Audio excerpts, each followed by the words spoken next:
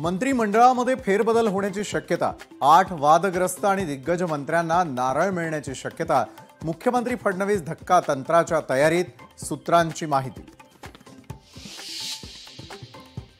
माणिकराव कोकाटेंच्या राजीनाम्यासाठी राष्ट्रवादीचे नेते आग्रही। कोकाटेंच्या जागी कृषी मंत्रिपदासाठी वर्णी लागण्यासाठी अनेक आमदार इच्छुक, सूत्रांची माहिती। वकिलांनी चुकीच्या पद्धतीने कोर्टाकडे गोष्टी मांडल्याने धनंजय मुंडेंना हायकोर्टाकडून क्लीन चिट। अंजली दमानी यांचा आरोप, कोर्टाच्या निर्णयाला आव्हान देणार असल्याचा इशारा। बीडच्या परळी अंबाजोगाई महामार्गावरती भोपळा गावच्या ग्रामस्थांचा रास्ता रोको।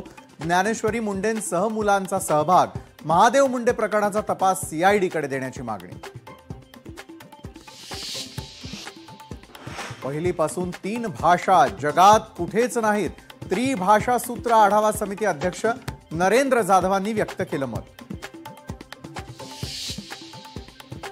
अनिल अंबानी यांच्याशी निगडित कंपन्यांची ईडीकडून चौकशी सुरूच।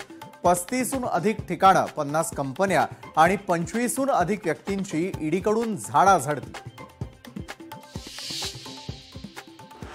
पालघर जिल्ह्यामध्ये उद्या पावसाचा रेड अलर्ट। पालघरमधील अंगणवाडी, शाळा आणि महाविद्यालयांना सुट्टी जाहीर। मुसळधार पावसाच्या शक्यतेमुळे जिल्हा प्रशासनाची खबरदारी।